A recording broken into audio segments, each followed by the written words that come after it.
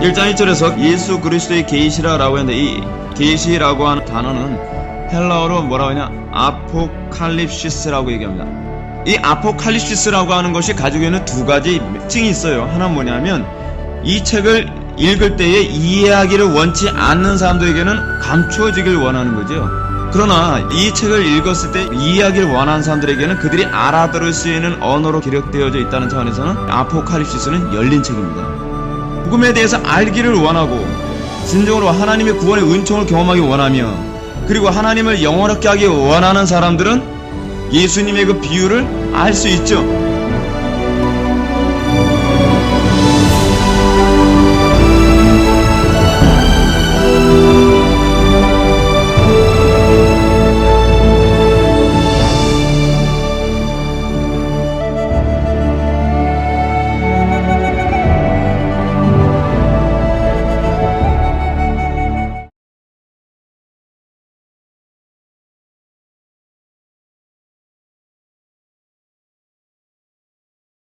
하나님 말씀 보셨습니다.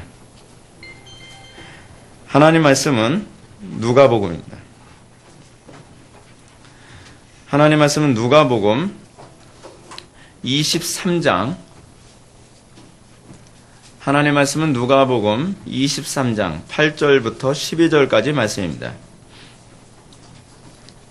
8절부터 12절까지의 말씀 신약성경 137페이지입니다. 신약성경 137페이지 누가복음 23장 8절부터 12절까지의 말씀 찾으셨으면 제가 봉독하겠습니다. 헤롯이 예수를 보고 매우 기뻐하니 이는 그의 소문을 들었으므로 보고자 한지 오래였고 또한 무엇이나 이적 행하심을 볼까 바람이었던 영고로라.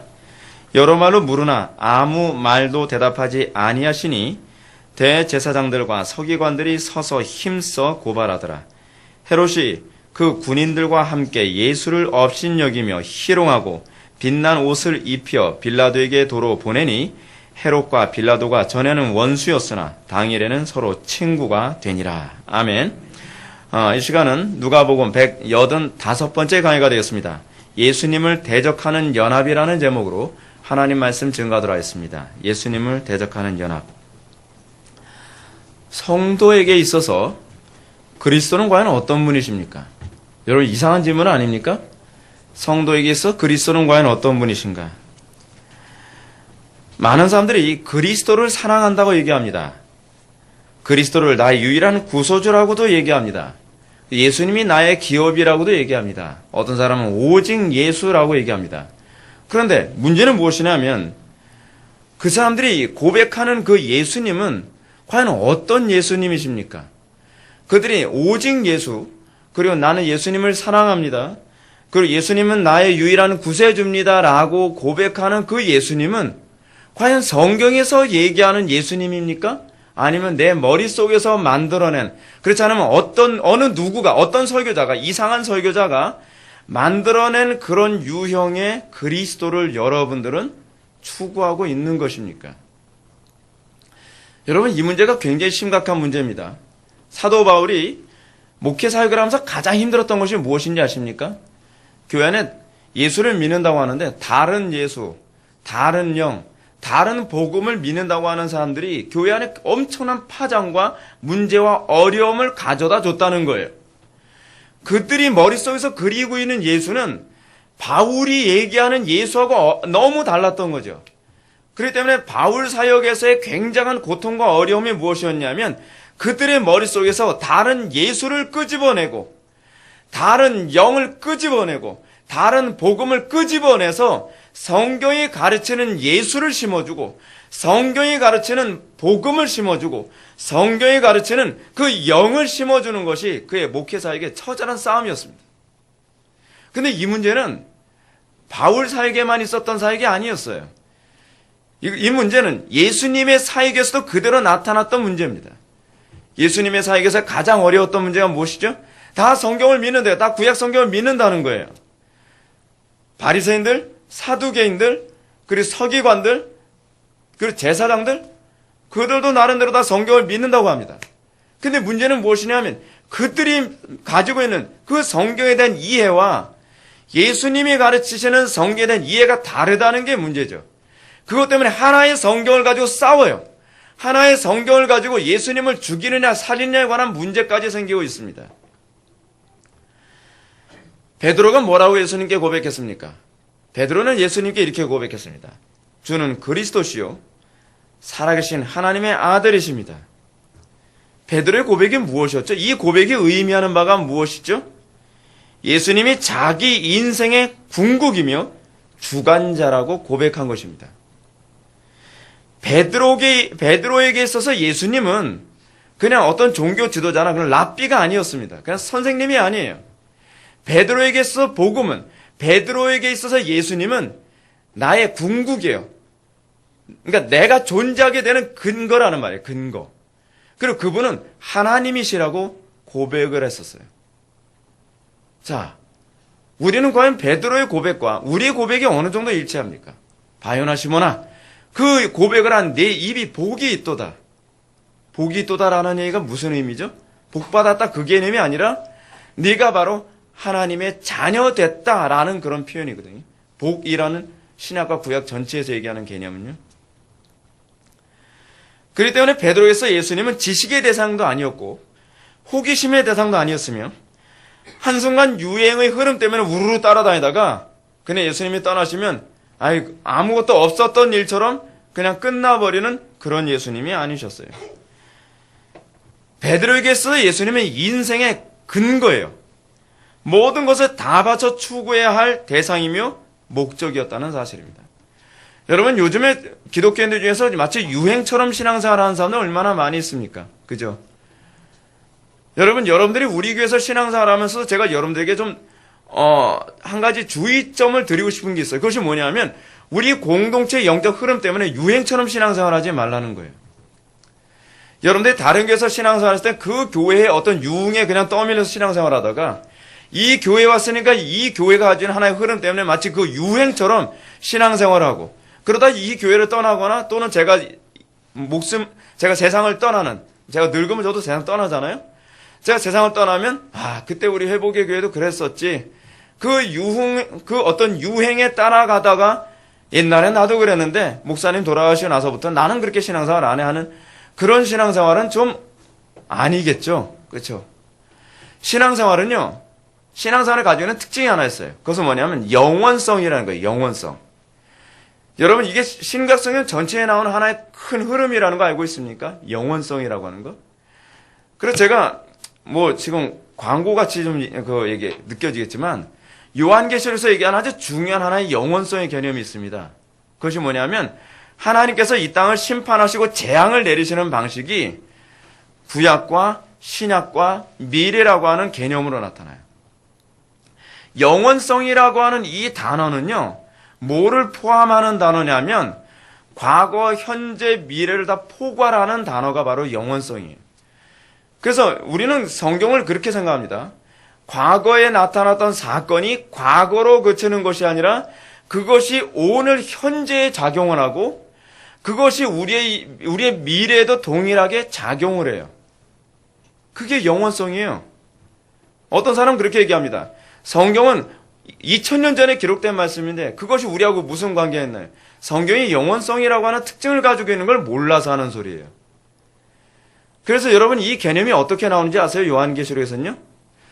출애굽기에서 나온 10개의 재앙이 과거의 사건으로 묶여지고 그것으로 제한되는 것이 아니라 이 재앙이 요한계시록에서는 인재앙, 나팔재앙, 대접재앙이라는 방식으로 또다시 나타나요. 근데 그것이 소위 모세의 10개의 재앙이 현재에 나타나는 재앙이기도 하면서 앞으로도 나타나는 재앙의 방식이라는 방식으로 조명되어지는 거예요. 그게 영원성이에요. 그래서 하나님의 말씀은 시대에 얽매이질 않아요. 하나님의 말씀은 지엽적이지 않아요. 하나님의 말씀은 영원한 말씀이기 때문에 어느 시대든지 어느 장소에든지 피부와 인종과 관계없이 어디에서든지 동일하게 역사를 해요. 왜냐하면 그것이 영원성이 가지고 있는 특징이기 때문에 그렇습니다.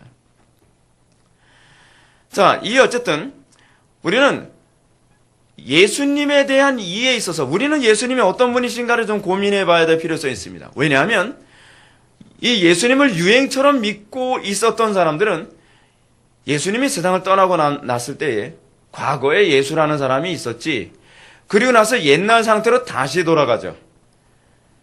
근데 이 성경의 그런 사고방식처럼 이 예수님에 대한 인식을 잘못 가지고 있었던 사람이 있었어요.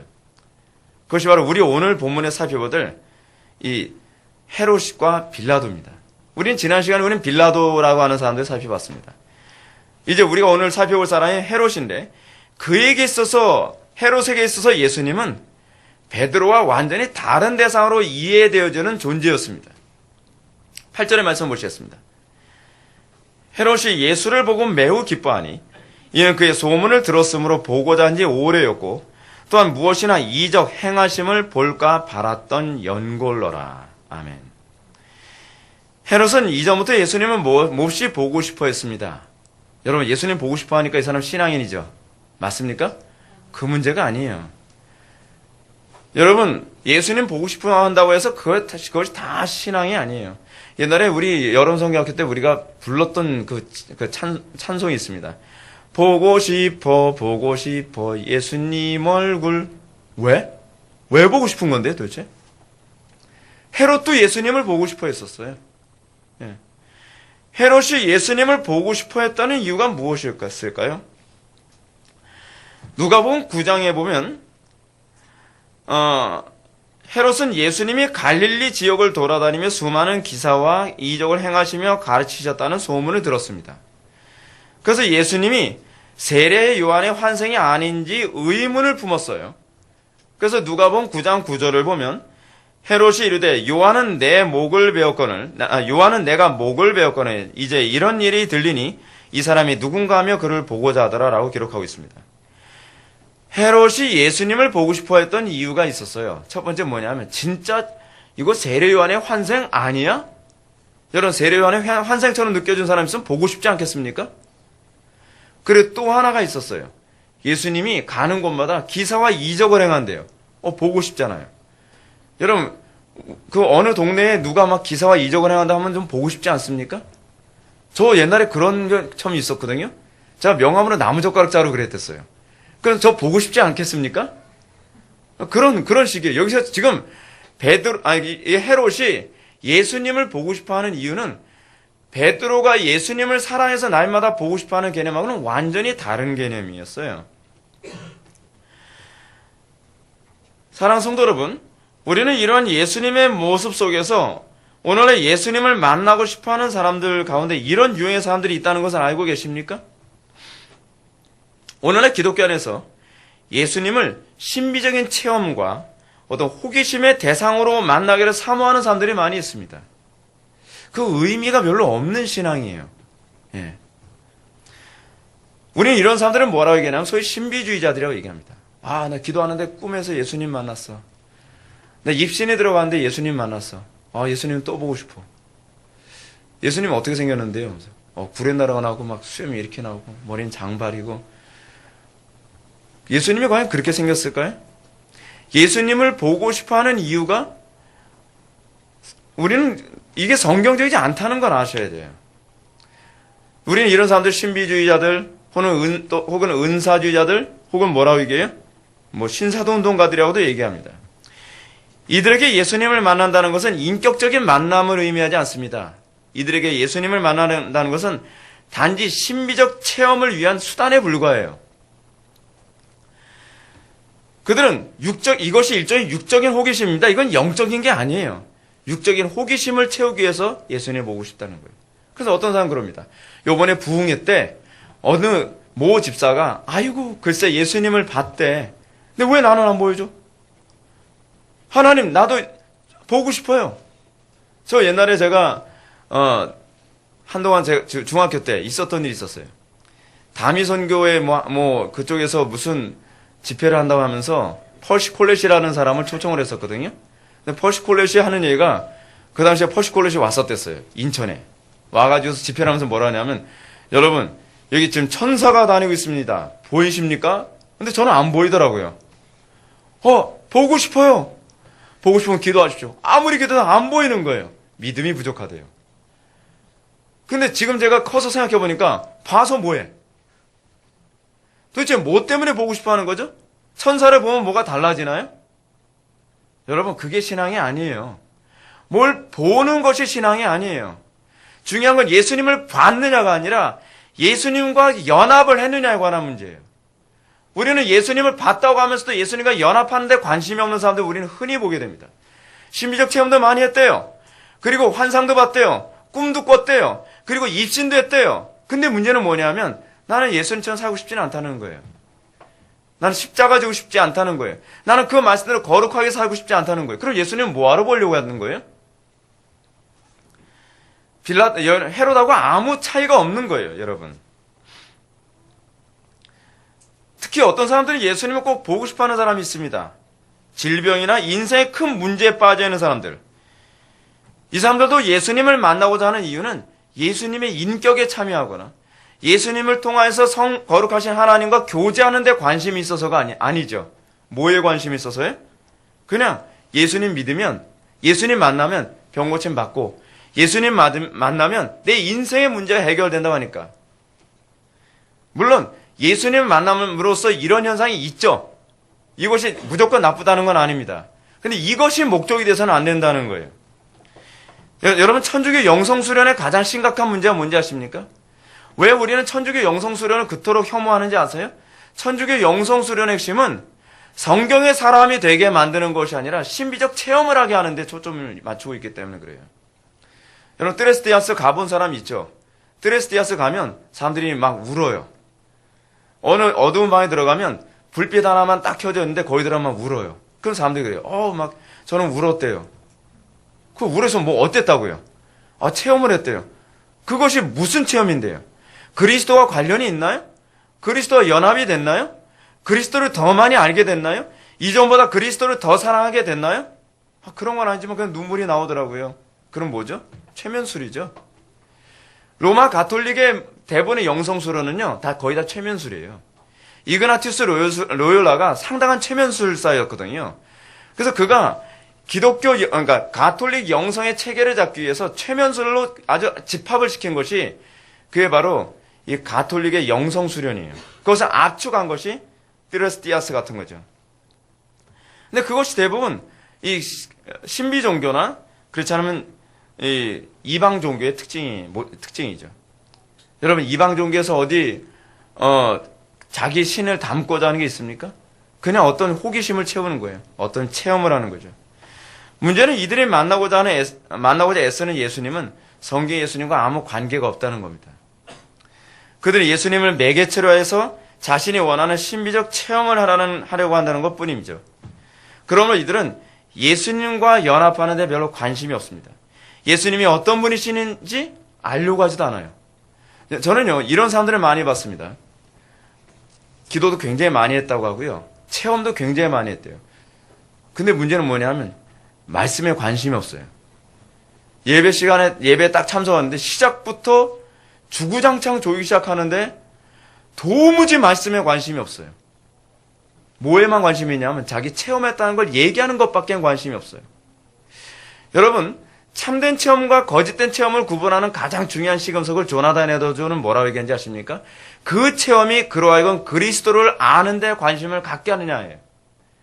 어떤 사람이 체험을 많이 했는데 그가 그것을 통해서 더 성경을 알기를 원하고 더 그리스도를 알기 원하며 더 그리스도와 연합하기를 원하느냐? 그것이 그 체험의 정당성을 지지해줘요. 근데 문제는 오늘날 소위 은사주의자들 또는 신비주의자들의 문제가 뭐냐면 체험을 많이 했다고 하는데 말씀에 관심이 없어요. 하나님의 말씀을 배우려 하지 않아요. 오히려 말씀에 관해서 얘기하면 저건 너무 지적이야. 그러면 영적으로 별로 유익이 안 돼. 라고 얘기하기 좋아한다는 거죠. 여러분, 속지 마십시오. 가짜입니다. 성경의 모든 체험은 궁극적으로 우리를 그리스도를 알아가게 하는 데 있습니다. 예수님이 기사와 이적을 행하셨을 때도 그것 또한 예수님 당신 자신이 어떤 분인지 알게 하는 데 초점을 맞추고 있습니다. 그래서 예수님의 이적을 통하여서 접하게 된 사람들은 놀랍게도 이적을 따라다니는 것이 아니라 예수님을 더 많이 알아가는 데 관심을 갖게 돼요. 근데 그럼에도 불구하고 오병이어의 기적 같은 기적만을 따라다니는 사람들은 나중에 어떻게 해요? 요한복음 6장에서 얘기하는 것처럼 하나님의 말씀이 선포되면 이 말씀이 어렵도다라고 하며 예수님 곁을 다 떠나죠. 헤롯과 같은 사람입니다. 오늘 본문에 나오는 헤롯의 문제가 바로 그거라는 거 아닙니까? 헤롯은 예수님이 인격에 관심이 없었습니다. 헤롯은 예수님을 말씀대로 살아가려고 하는데 별로 관심이 없었습니다. 헤롯의 관심은 그냥 호기심을 채우는 겁니다. 단순히 육적 호기심을 채우는 것, 그것이 그가 예수님을 만나고자 하는 이유, 그것의 전부였습니다. 오늘 본문 말씀은 이런 사실을 잘 말해줍니다. 무엇이나 이적 행하심을 볼까 바라더라. 그가 궁극적으로 예수님을 그토록 보기를 기뻐했던 이유가 뭐예요? 자, 이제 드디어 내가 그 예수라는 사람을 만나서 이적을 한번 볼 수 있겠구나. 뭐예요? 하나 구경거리 생겼다, 그 얘기죠. 그러므로 이런 헤롯에게 예수님이 과연 어떤 태도를 취하셨을까요? 오늘 말씀 보면 여러 말로 물으나 아무 말도 대답하지 아니하시니. 헤롯이 수도 없이 질문했다는 겁니다. 많은 질문을 던졌어요. 9절에 나오는 말씀이죠. 아무리 질문을 던져도 예수님이 아무 대답도 안 하시는 거예요. 이 9절에 대해서 J.C. 라이 감독은 이렇게 말합니다. 이미 헤롯은 세례 요한의 입을 통하여 자주 진리를 들었다. 그러나 그에게 필요한 것은 더 많은 지식이 아니라 그가 알고 있는 바를 실천하라는 마음과 의지였다. 여러분, 신앙생활에서 정말 중요한 게 뭔지 아십니까? 그 말씀대로 살아가는 겁니다. 지식이 부족해서 성화가 안 일어나는 게 아니에요. 문제는 더 많이 알아가려고 하는 노력에 비해서 그 말씀을 살아가려고 하는 의지가 박약하다는 것이 문제입니다. 여러분, 헤롯은 이미 누구에게 지적을 받았죠? 세례 요한에게 지적을 많이 받았습니다. 근데 헤롯은 문제는 무엇이냐면 세례 요한의 말에 한마디도 움직이질 않았다는 거예요. 그런데 그가 예수님에게 아무리 많은 질문을 한들 예수님이 그에게 무슨 얘기를 해줄 필요가 있을까요? 예수님은 이미 이 헤롯을 알고 있어요. 내가 너에게 아무리 좋은 말을 많이 해준다 한들 너는 내 말씀대로 살 의지가 없어. 너는 살고 싶어서 나에게 묻는 것이 아니라 너는 단순히 지식을 얻고, 왜냐면 헤롯은 당대의 지식인이거든요. 그러니까 어떤 새로운 지식, 마치 사도 바울 당시에 에피큐리안들이 사도 바울의 말을 경청해야 되려고 하는 이유가 뭐죠? 저 사람이 어떻게 또 새로운 지식을 말 하나 한번 들어보자라고 하는 거죠. 마치 헤롯은 그런 거예요. 예수님에게 좀 더 새로운 지식을 듣고, 이야, 기가 막히다. 너는 정말 뛰어난 교사인 것은 틀림없는 것 같다. 그런 지적인 유흥을 얻기 위해서 예수님께 질문을 던진다는 거죠. 예수님은 그런 지적인 유흥을 채워주기 위해서 너에게 얘기해주고 싶진 않다라고 얘기하는 거예요. 여러분, 얼마나 교회 안에 헤롯과 같은 사람들이 많습니까? 얼마나 교회 안에서 하나님의 말씀대로 사는 데는 관심이 없고 지적인 유흥을 얻기 위해서 교회에 찾아오는 사람들이 많으냐 하는 것입니다. 에스컬리도 예수님은 이런 사람들에게는 말씀하지 않으십니다. 오늘날에는 어떻게 말씀하지 않으실까요? 이런 사람들은 점점 성령의 조명하심이 사라집니다. 성령의 조명하심이 사라지면 어떤 현상이 나타나는지 아십니까? 설교를 똑같이 들어도 느낌이 없어요. 여러분, 성령의 조명하심이 없을 때 나타나는 특징이 뭔지 아십니까? 그 말이 그 말처럼 들려요. 성령의 조명하심이 없을 때 그 말씀이요, 나에게 아무런 충격이나 감동이 없어요. 그러면 어떤 현상이 나타나는지 아세요? 더 많이 책을 읽으려 들어요. 더 새로운 지식을 찾으려고 들어요. 여기저기 다른 책들을 계속 읽어대기 시작하죠. 여러분, 읽어봐야 소용이 없습니다. 여러분들의 필요한 건 더 많은 새로운 지식이 아니에요.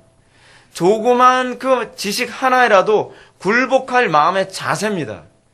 그것에 굴복하기만 한다면 여러분들 그 말씀 속에서 더 새로운 것을 보게 될 것입니다. 성령께서 여러분들에게 조명하시지 않는 이유가 어디 있는지 찾아보십시오. 왜 성령님이 여러분들을 조명하지 아니하실까요? 왜 주님이 여러분들에게 말씀하지 아니하실까요? 그건 여러분들은 그 말씀을 살 의지가 없기 때문에 그렇습니다. 헤롯은 변화에 대한 열망이 없었습니다. 교회 안에서 어떤 사람들이 은혜를 잘 받는지 아십니까? 내가 새로운 삶을 살기 원해요. 전 이전과 같이 살고 싶지 않아요. 내가 과거처럼 동성애자로서 살고 싶지 않아요. 나는 과거처럼 내가 폭력배로 살고 싶지 않아요. 과거처럼 나는 방탕한 삶을 살고 싶지 않아요. 그러나 안 되는 걸 어떻게 해요? 주님, 나에게 말씀해 주십시오. 라고 앉아있는 사람들이 그날 주님의 음성을 듣고 그 자리에서 변화되는 것입니다. 헤롯에게는 그런 열망이 없었어요. 변할 의지가 없는 자에게 예수님은 말씀하지 않습니다. 변할 열망이 없는 자에게 하나의 지식만을 추구하기 위해서 앉아있는 자들에게 예수님은 말씀할 의지가 없다는 겁니다. 헤롯은 세례 요한이 충고 때도 동일한 모습을 보였습니다. 세례 요한이 아무리 충고해서도 어떻죠? 마가복음 6장 20절 말씀 보면 헤롯이 요한을 의롭고 거룩한 사람으로 알고 두려워하여 보호하며 또 그의 말을 들을 때에 크게 번민을 느끼면서도 달게 들음이더라. 헤롯은요, 과거에 세례 요한의 말을 들으면서도 두려워했어요. 그가 의롭다는 걸 알았어요. 그가 거룩한 사람이라는 걸 알았어요. 그 말이 옳다는 걸 알았어요. 달게 들었어요. 그런데 문제는 뭐냐 하면 바꾸질 않았다는 거예요. 항상 드러나 진리에 이르지 못하는 전형이 바로 이런 사람들입니다.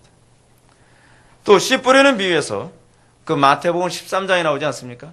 마태복음 13장에 나오는 씨 뿌리는 비유에서도 여러분 가시떨기에 뿌려진 그 밭의 특징이 뭐죠? 말씀을 들으나 세상의 염려와 재물의 유혹에 결실을 못하는 자죠. 헤롯의 문제가 그거였습니다.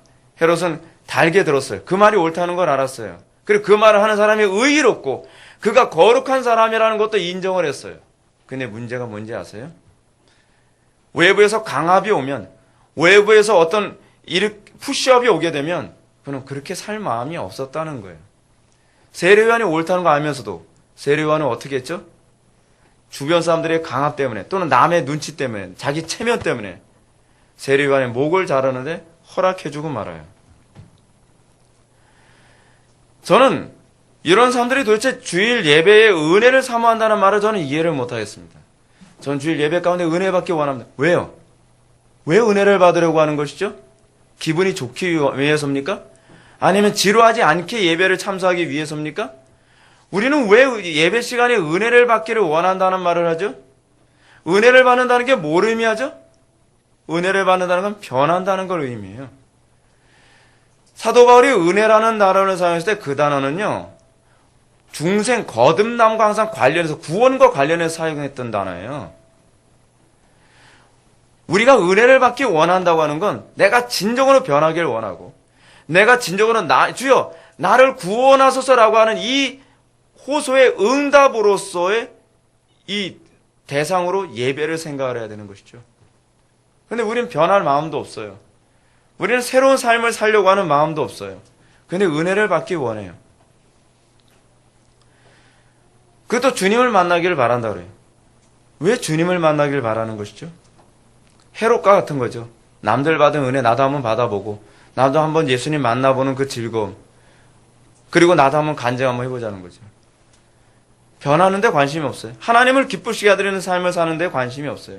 여전히 옛적 삶을 살아가는데 그냥 나는 이 교회 와서 새로운 체험을 하고 그리고 그것 때문에 즐기길 바라는 거죠. 일종의 종교적 엑스타시를 즐기기 원하는 거 아닙니까? 헤롯 같은 사람입니다. 헤롯과 그다지 다르지 않은 사람이에요. 그러니까 변하지 않는 거예요. 그러니까 아무리 예배에 참석해도 아무리 좋은 말을 많이 들어도 달라지질 않는 거예요. 여러분, 우리가 은혜를 받거나 주님을 만나려는 목적은 여기에 있어서는 안 됩니다. 좀 더 정확해야 돼요. 좀 더 내가 신앙생활에서 좀 더 신중하고 디테일해야 돼요. 우리는 정말로 분명한 목적이 있어야만 합니다. 그것은 예수님 당시에 예수님을 만나고 인생이 바뀐 사람들처럼 주님을 만남으로 말미암아 새로운 인생, 새로운 피조물로서의 삶을 살기를 열망하는 것이어야 된다는 것이죠. 우리가 새로운 삶을 살기 위해서는 더 많은 지식이 필요한 게 아니에요. 특히 우리 교회는 지식이 부족해서 변화되지 않는 게 아니에요. 뭐가 문제인지 아십니까? 우리의 마음에 변화되려고 하는 의지의 문제예요. 의지의 문제. 우리는 이렇게 더 많은 지식을 얻으면 변화될 수 있겠죠. 아니요. 제가 목회 사역하면서 보니까요. 우리 교회 오자마자 그날로 변화된 사람들 여러 봤어요. 많은 지식이 있었던 것이 아니거든요. 중요한 건 지식의 양이 아니라 지식에 대한 태도예요. 단 한 말씀이라도 회개하고 순종하려는 열망이 우리에게 있느냐 하는 것입니다. 그러나 만약 이런 간절한 열망이 없이 막연하게 예배 중에 어떤 사람들이 했다고 하는 영적 체험만을 자기도 하길 원합니다라는 기대로 예배에 참석한다고 한다면 여러분들은 그 은혜를 맛보지 못하게 될 겁니다. 그래서 예수님의 전지전능하신 능력은 마치 뭐예요? 나에게 영화 한 편을 보게 만드는 즐거움을 주는 것 그 이상도 그 이하도 아니니까요. 여러분들이 만일 하나님께서 여러분들의 마음에 어떤 말씀도 주시지 않고 주님이 살아계신다는 어떤 영적인 체험도 주시지 않는다고 불평한다면 여러분 불평해봐야 소용이 없습니다. 그것은 여러분들 잘못이지 주님 잘못이 아닙니다. 헤롯이 아무리 질문해도 아무리 악다구니 써가면서 예수님한테 입을 열어 말하라고 강요를 할지라도 예수님이 말 한마디 하지 않은 것은 예수님 잘못이 아니에요. 그것은 헤롯의 잘못이죠. 중요한 것은 정말로 주님 말씀만 하신다면 종이 듣겠나이다라는 태도를 우리가 견지하느냐라는 문제입니다. 만약 이런 진지한 태도를 견지하지 않고 지적인 호기심만을 위해서 예배에 참석하거나 또는 요행을 바라고 예배에 참석해서 또 재수 좋게 또 예배에 참석했다가 변화되거나 구원받을 수 있지 않겠어 라고 생각한다면 너는 번지수를 잘못 찾은 겁니다. 신앙생활은 그렇게 하는 게 아닙니다.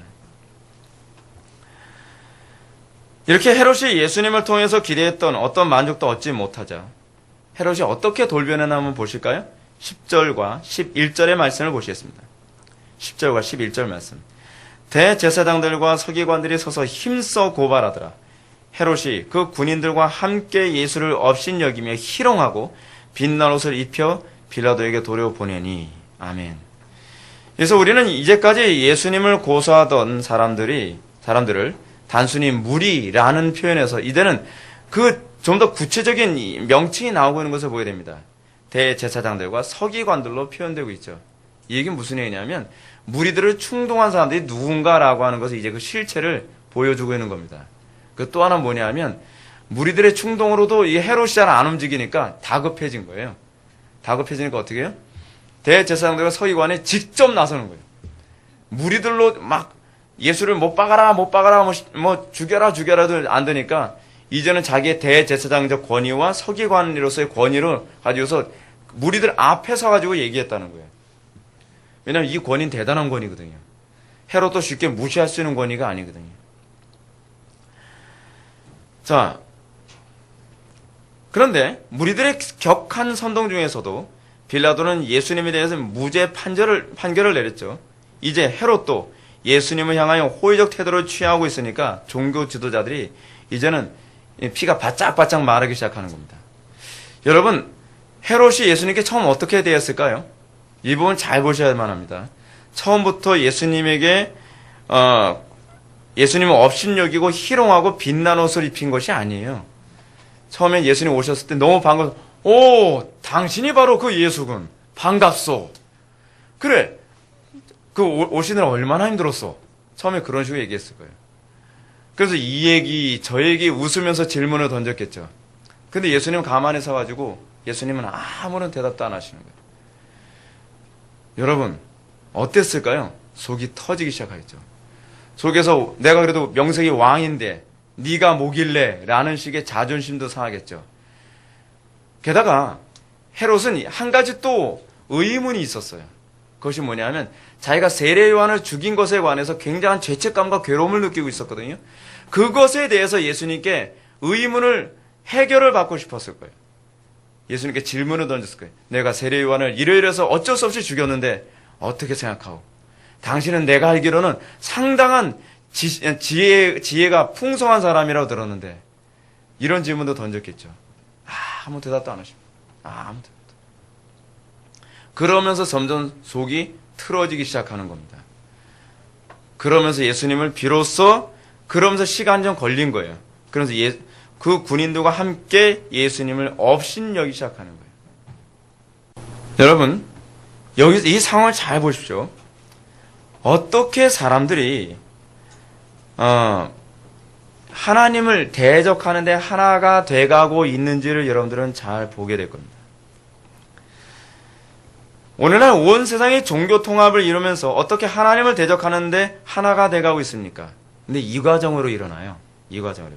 먼저 첫 번째로 하나님을 대적하는 사람들의 시작은 백성의 장로들과 대제사장들과 서기관들이었습니다. 종교 지도자들이었죠. 예수님께 계속적인 지적을 받으면서 회개하지 않고 그리고 나중에는 그것 때문에 감정이 상해서 예수님을 대적하는 사람들, 이 사람들이 원인을 제공합니다. 이 사람들이 선동질을 합니다. 근데 이들이 예수님을 대적해야 되는 이유가 뭐냐? 회개하지 않으니까 그런 거예요. 회개하지 않으니까 예수님이 점점 밉상으로 보이기 시작하는 거예요. 예수님을 죽이고 싶을 정도로 이제 미워지기 시작하는 거죠. 근데 문제는 뭐냐면 여러분, 종교 지도자들의 힘만을 가지고서 예수님을 죽일 수 있어요, 없어요? 없죠. 자, 이 예수님을 죽이려면 누군가가 또 동조를 해줘야 돼요. 예수님 당시엔 누구죠? 빌라도 또는 헤롯이 동조를 해줘야 되는데 아무도 동조를 안 해주는 거예요. 근데 두 번째 사람 볼까요? 그는 지난 시간에 우리가 살펴봤던 빌라도입니다. 그는 단순한 로마 총독이었습니다. 법정에서 예수님에 대해서 아무 감정도 없었던 사람이고 예수님이 의인이요 하나님의 아들이란 것까지도 알았습니다. 예수님을 죽여야 될 이유를 알지 못했던 사람입니다. 근데 빌라도가 예수님을 죽게 만드는데 일조하게 된 원인이 어디 있죠? 자기의 정치적 입장 때문에 애매한 입장을 취하는 거예요. 여러분, 지금 종교 통합이 일어나는 것 중에서 하나님을 대적하는 유형의 사람들 중에 이런 사람들이 있다는 거 아십니까? 여러분, 그때나 지금이나 똑같아요. 제가 영원성에 관해서 제가 서론에서 얘기했죠. 과거에만 일어난 일이 아니에요. 지금도 종교 통합이 일어날 때 적극적으로 하나님을 미워하는 사람들이 있어요. 또 한 부류의 사람이 있는데 하나님을 미워하는 건 아니지만 하나님을 옹호하는 쪽 또는 하나님 편에 있으면 나에게 손해가 오고 나에게 어려움이 있기 때문에 눈 감아주는 이 빌라도와 같은 유형의 사람들이 또 있다는 거예요. 그래서 그들은 자신의 정치적 안정을 위해서 예수님이 희생하는 것이 가장 안전하다는 것을 알았기 때문에 예수님을 죽는데 내어놓았던 것처럼 오늘날에도 내가 하나님의 영광을 눈 감는 것이 나에게 가장 안정적이고 가장 안전하다고 판단되어지는 사람들의 동의가 종교 통합의 중요한 일조라고 있다는 거 알고 계십니까? 실제로 한국에서 그렇게 일어나고 있어요, 여러분. 제가 요번에 우리 교단 통합, 다른 교단하고 통합이 일어나는 모습을 보면서 그 모습을 선명하게 봤어요. 그 또 하나의 유형이 있어요. 바로 세 번째 사람, 헤롯입니다. 헤롯은 자신이 죄에 대하여 선지자를 어느 정도 존중할 뿐만 아니라 선지자의 꾸지람을 달게 듣는 사람이었습니다. 근데 여러분, 이 유형, 이 헤롯의 유형에 자칫 오늘날 그리스도인들이 많이 들어간다는 것을 기억하셔야 되죠. 그는 선지자를 죽인 것에 대해서 깊이 괴로워하며 한편으로는 예수님을 만나고 싶어 했던 사람이기도 합니다. 그러나 그의 문제는 자신의 죄에 대하여 괴로워하고 예수님을 만나길 바란 사람이었지만 회개할 마음이 없었다는 거예요. 여러분, 무서운 일 아닙니까? 온 세상이 이런 식으로 하나님을 대적하는데 하나가 돼가고 있다는 거 알고 계십니까? 나는 적어도 아니겠지 착각하지 마십시오. 마지막 날에 일어나게 될 온 세상에 하나님을 대적하게 될 것이라고 하는 마태복음 24장의 내용도 이런 내용을 다 포괄하고 있습니다. 마가복음 8장 15절을 보게 되면요, 아주 흥미로운 표현이 나옵니다. 어떤 표현이 나오냐면 예수님이 제자들을 향하여서 너희들은 바리새인들의 누룩과 누구의 누룩을 조심하라고 얘기한지 아십니까? 헤롯의 누룩을 조심하라라고 얘기합니다. 여기서 헤롯의 누룩이 실질적인 이 구동이 걸리고 있습니다. 바리새인의 누룩은 뭘까요? 외식이라고 하겠죠. 헤롯의 누룩은 무엇일까요? 헤롯의 누룩은 이것입니다. 진리의 가르침을 지적으로 배우는 것을 좋아하지만 결코 그렇게 살기 위해 대가를 치르기를 기뻐하지 않는 거예요. 예수님의 제자들이 예수님께 받았던 헤롯의 누룩이라고 하는 것은 이것입니다. 너희들이 나에게 배우는 것을 좋아한다 해서 네가 내 제자들은 아니다. 헤롯의 누룩을 조심해라. 너희들은 배우기는 좋아하지만 그 배운 대로 사는데 대가를 치르는 것을 기뻐하지 않는다고 한다면 너희들은 헤롯의 누룩에 감염된 존재들이다 라고 얘기하는 겁니다. 실제로 헤롯은 세례 요한의 가르침을 달게 듣긴 했지만 결국 환경과 상황에 떠밀려 세례 요한을 죽이는 데 내어놓았습니다. 그리고 이런 일이 또다시 여기서 반복됩니다. 그는 예수님의 가르침과 이적을 보기를 바랬어요. 그는 예수님의 가르침을 어느 정도 알고도 있었어요. 왜냐하면 계속 들었거든요. 예수가 어떤 사람이에요. 예수가 뭘 가르치고 있대. 그가 왕이었기 때문에 계속 그 측근들에서 계속 들었단 말이에요. 근데 그는 예수님조차도 또다시 죽는데 내어놓고 맙니다. 이야, 희한하지 않습니까? 똑같은 일이 두 번 계속 반복됩니다. 이게 바로 헤롯의 누룩입니다. 우리는 어떻죠? 오늘날 여러분 하나님을 대적한다고 하는 사람들 나는 아니겠지라고 생각합니까? 헤롯과 같은 사람들이 하나님을 대적하는데 일조한다니까요? 그게 세 번째 부류예요. 그들은 하나님의 말씀대로 하나님 말씀을 듣는 것을 좋아하지만 그리고 지적인 가르침을 배우는 것을 좋아하지만 그들은 하나님의 말씀대로 살기 위해 희생을 하거나 대가를 치르는 것을 좋아하지 않습니다. 그리고 내가 하나님의 말씀대로 사는 것 때문에 손해를 보거나 내가 하나님의 말씀대로 사는 것 때문에 대가를 치른다고 한다면 언제든지 내 신앙의 문제에 관해서 눈을 감을 준비가 되어 있는 사람들. 이런 세 종류의 사람들이 삼위일체가 돼서 이 사람들이 마지막 때에 하나님을 대적하는 큰 흐름을 만들게 될 거라는 것입니다. 주의하십시오. 정말 마지막 때 믿음 지키는 것이 그렇게 만만한 문제가 아닙니다. 여러분 헤롯의 특징이 오늘 본문 11절의 말씀을 통해서 더욱 선명하게 잘 나타납니다. 헤롯은 예수님으로부터 자신의 육신적 호기심과 만족을 얻지 못하자 그 안갚음을 하죠. 오히려 그렇게 나옵니다. 그 군인들과 함께 예수를 업신여기며 희롱하고 빛난 옷을 입혀 빌라도에게 도로 보내니. 여러분 이게 세례 요한에게 했던 일이기도 해요. 세례 요한이 옳은 말 하니까 달게 듣다가 자기 상황에 안 좋으니까 눈 딱 감고 목 자르는데 내놓은 것처럼 똑같은 행동을 하는 것입니다. 그는 예수님이 무죄하다는 걸 알았어요. 그는 얼마든지 예수님을 석방할 수 있는 힘이 있는 사람이었어요. 왠지 아십니까? 빌라도가 맡겼기 때문이에요. 그 권위를 다 위임해버렸거든요. 근데 흥미롭게도요. 여기서 헤롯은 예수님을 석방하지 않고 빌라도에게 돌려보냈다는 사실입니다. 이야, 여러분 어떻게 사람이 이렇게 일관성 있게 움직일까요? 그의 일관성은 바로 이겁니다. 그의 일관성은요. 우리는 겉으로 보기엔 그렇죠. 그 사람은 일관성이 없어. 왜냐하면 배우는 대로 안 살잖아. 일관성이 없어. 아니, 그 일관성이 아니에요. 그의 일관성이라는 것은 배우는 대로 살지 않을 뿐만 아니라 위기가 되면 그 선지자를 목 빼는데 내어주는데 일관성이에요. 그게 바로 그것이 헤롯의 누룩이고 오늘날 이 시대의 기독교인들이 정말로 경계해야 될 누룩인 것입니다. 여러분 우리는 이 헤롯에게 있어서 두 가지 심리가 작용했다는 것을 좀 생각해 봐야만 합니다. 그 첫째는 무리들의 강력한 요구 때문이고 이것도 세례 요한 때하고 똑같아요. 또 하나는 자신의 육신적 욕구를 예수님이 채워주지 않았다는 것에 대한 보복이에요. 여러분 세례 요한은 어떤 육신적 욕구를 채우지 않았죠? 헤로디아하고 결혼한 문제를 자꾸 제동을 걸었거든요. 지금 예수님의 문제도 동일해. 자기 호기심을 채워주지 않는 것 때문에 이렇게 행동을 한 거예요. 마치 어떤 사람이 기독교를 통해서 육신적 유익을 얻으려고 교회를 찾아왔어요. 근데 예수 믿으면 우리 부모님 병 고쳐주신다고 했더니 안 고쳐주셨더라. 예수 믿으면 성공하게 해준다 그러더니 성공은 고사하고 더 쫄딱 망했더라. 예수를 믿으면 육신적인 문제가 해결되어 더 좋아질 줄 알았는데 안 됐다는 것 때문에 오히려 더 반감을 갖고 기독교의 안티로 돌아서는 사람들이 많이 있거든요. C.S. 루이스도 과거에 그런 사람이었고요. 여러분 그것이 바로 헤롯의 누룩이에요. 여러분 처음부터 예수를 믿는 궁극적 목적이 분명해야 돼요. 뭐 때문에 예수를 믿는 것이죠? 성공 때문입니까? 아니면 예수를 믿으면 나에게 뭔가 이익이 되기 때문입니까? 예수를 믿으면 나에게 어떤 영적인 체험과 엑스타시를 가져다 주기 때문입니까? 병을 고쳐주기 때문입니까? 아니에요. 하나님이에요. 예수를 믿음으로 하나님과 관계를 회복하고 그리고 온 우주의 창조주신 그분과 우리가 동행하며 하나님의 형상에 참여한 삶을 사는 것, 그것이 예수를 믿는 궁극적 목적이어야 돼요. 이것이 불분명하면 우리는 헤롯의 누룩에 감염될 가능성이 굉장히 많죠.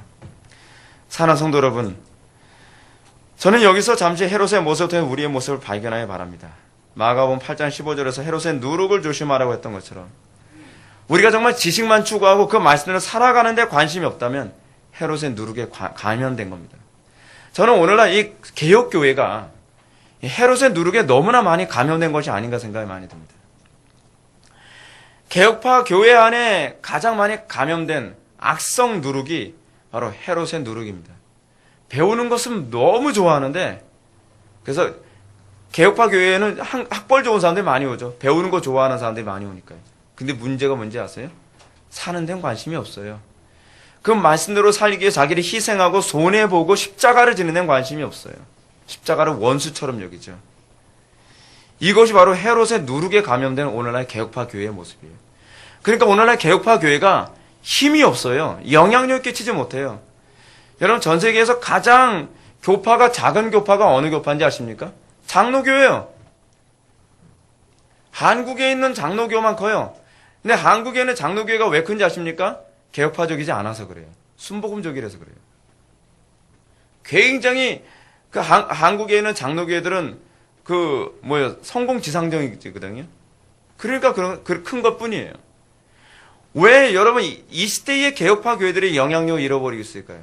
그 이유는 헤롯의 누룩에 감염됐기 때문에 그래요. 이 부분이 개혁되지 않는 한 개혁교회가 전 세계에 영향력 끼쳤던 과거의 18세기나 19세기나 20세기 초반의 그 영광스러움은 되찾지 못할 것입니다. 자, 그런데 우리가 핵심적으로 관심을 가져야 될 문제가 있습니다. 그것은 이러한 세 종류의 사람들이 어느 시점에서 한 마음이 되고 있느냐 하는 것입니다. 처음엔 빌라도나 헤롯도 백성의 장로나 제사장이나 서기관들의 요구에 부응하지 않았죠. 그들이 그토록 강하게 고소를 하고 거짓말로 예수님을 모함할지라도 꿈쩍도 안 했던 사람들이 바로 헤롯과 빌라도였습니다. 근데 자기의 개인적인 이해 타산과 직결되는 상황에 접하게 되면서 또 예수님이 자기의 욕구를 채워주지 않을 때에 이들에게 있어서부터 어떻게 돼요? 다 이 바리새인들이나 사두개인들이나 종교 지도자들의 말에 다 공감하고 따라오기 시작합니다. 12절의 말씀 보실까요? 아주 재미있는 표현이 나옵니다. 헤롯과 빌라도가 전에는 원수였으나 당일에는 서로 친구가 되니라. 기가 막히지 않습니까? 여러분, 요한계시록 맨 마지막에 나오는 부분이 그거 아닙니까? 아마겟돈 전쟁. 요한계시록 맨 마지막에 보게 되면 온 세상이 하나님을 대적하는데 하나가 된다 그럽니다. 여러분, 예나 지금이나 동일합니다. 자기의 이해 타산에 뭔가 맞아떨어지면 서기관이나 대제사장들의 말에 귀에 듣지도 않던 사람들이 이제는 저들의 말을 듣는 것이 나에게 이익이고 저들의 말을 듣는 것이 내 본성에 맞는다라고 판단되어질 때 서로가 원수였던 사람들이 하나가 되기 시작합니다. 친구가 됩니다. 이것이 우리가 이 마지막 때를 살아갈 때 우리가 정말 조심해야 될 부분입니다. 마지막 시대에도 하나님을 대적하는 세상의 권력자들은 그리스도의 몸된 교회가 의롭고 옳다는 것을 알더라도 자신의 정치적인 이익을 위해서 교회의 희생을 선택하게 될 것입니다. 이게 마지막 때에 있게 되어질 온 세상에 대한 교회에 대한 박해예요. 그리고 무엇보다도 이 온 세상에 하나가 되는데 유익을 주는 것은 헤롯이라고 그러지 않았습니까? 하나님의 말씀대로 사는 것이 나에게 손해가 된다고 판단될 때 그들도 결국 그토록 혐오했다고 하는 정치계들과 손을 잡고 그토록 혐오한다고 하는 이단들과 손을 잡고 거짓된 가르침과 다 손을 잡으면서 바른 가르침을 박해하는 쪽으로 가게 되는 것. 이 세 종류의 사람들의 공통점이 뭔지 아십니까? 딱 하나예요. 회개가 없다는 것입니다. 그냥 유일하게 그거 하나예요. 바리새인들, 사두개인들, 그리고 서기관들, 대제사장들, 그들이 왜 예수님을 대적하는데 원동력이 됐죠? 회개하기 싫어서였어요. 빌라도가 왜 거기에 참여했죠? 회개하기 싫어서요. 헤롯이 왜 그랬죠? 그도 회개하기 싫어서예요. 날마다 말씀 앞에서 정확하게 회개로 반응하지 않는 사람들은 어떤 식으로든 그리스도를 대적하는데 간접적이든 직접적이든 하나가 돼가게 될 것입니다. 이유는 다르지만 결국은 종교 지도자들과 정치 지도자들과 유대 나라의 지도자들은 이렇게 해서 그리스도를 십자가에 못 박는데 의견이 통일을 보게 되는 것입니다. 사랑하는 성도 여러분, 우리가 이 말씀을 보면서 날마다 회개로 반응하는 신앙의 중요성을 다시 한번 발견하시길 바랍니다. 그리고 우리가 날마다 그리스도를 추구하는 이유가 무엇인지 분명하게 조명을 받기를 바랍니다. 이 부분이 분명하지 않는다고 한다면 마지막 날에 온 세상이 주님을 배반하는데 하나가 될 때 내가 거기에 동참하지 않는다라고 보장 못합니다. 정말 보장 못합니다. 장담하지 마십시오. 우리가 날마다 회개하며 우리가 날마다 그리스도와 가까워지고 우리가 정말 같이 핍박당하고 고난당하는 그쪽에 있지 않는 한 우리는 그리스도를 박해하는 데에 직접적이든 간접적이든 하나가 되고 말 것입니다. 깨어 있어야만 합니다. 내가 그리스도와 연합한 삶을 살아가는지를 점검하십시오. 내가 그리스도를 뭐 때문에 추구하는지를 점검하십시오. 우리에게 기회가 그다지 많지 않을 수도 있습니다. 다 같이 기도하시겠습니다. 사랑이 많으신 하나님 아버지, 온 세상이 그리스도를 대적하는데 하나가 되고 있는 장면을 우리가 보았습니다. 온 세상이 그리스도를 대적하는 장면이 어떻게 일어날 수 있을까요? 수많은 무리들이 주님을 따라다니고 환호하던 때가 엊그저께 같은데 온 무리가 예수님을 대적하고 그리고 정치가들과 그리고 종교 지도자들이 다 그리스도를 대적하는데 하나가 되는 이유가 어디 있을까요? 주여, 그 원인이 회개치 않은 데 있는 줄 다시 한번 발견해야 됐습니다. 아버지 하나님, 우리가 오늘 이 말씀을 잊지 않게 해주시고 우리가 날마다 하나님의 말씀 앞에 회개로 반응하게 해주시며 날마다 한 발자국씩 한 발자국씩 그리스도와 좀 더 가까워지는 경험을 하게 해주시고 우리가 주의 십자가를 부끄러워하지 않는 믿음을 소유할 수 있도록 은혜 베풀어 주옵소서. 예수님의 거룩하신 이름으로 기도합나이다. 아멘.